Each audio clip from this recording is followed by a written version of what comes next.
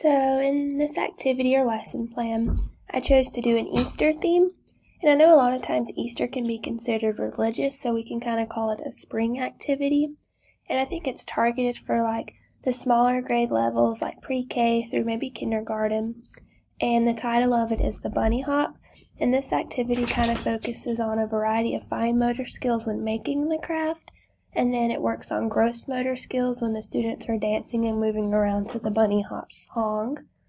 So the activity we're going to create looks like this.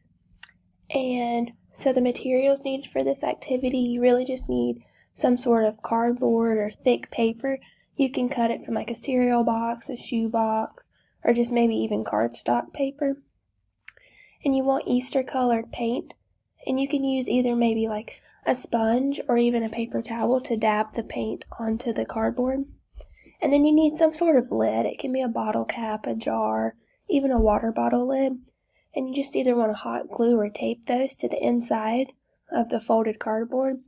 And then it says to use bunny-shaped cookie cutters, but you could really just trace or have them free draw it or something like that. And then you use the little castanet you make with the Bunny Hop song, and that's linked here. And then you also need an open area for them to jump around and to make the music with their new little toy.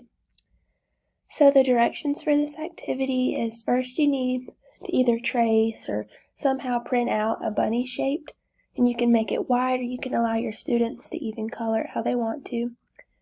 And then you need to glue the bunny onto the cardstock after the students paint it, so they can use the paper towel to dab it on there or the sponge. And then you have to allow for that to dry. And then you fold each piece of paper in half, and then you glue the bunny on top. And then you glue or tape the bottle caps on the inside of each inner flap of the folded cardboard.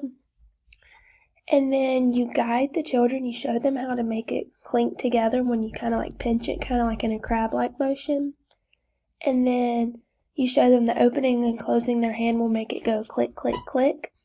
And then you play the Bunny Hop song and they're able to jump around and make the clicking noise whenever it says hop. Or it just kind of teaches them kind of to click it on the rhythm. And then this is what it looks like, and it kind of shows you the different stages of how to construct this activity.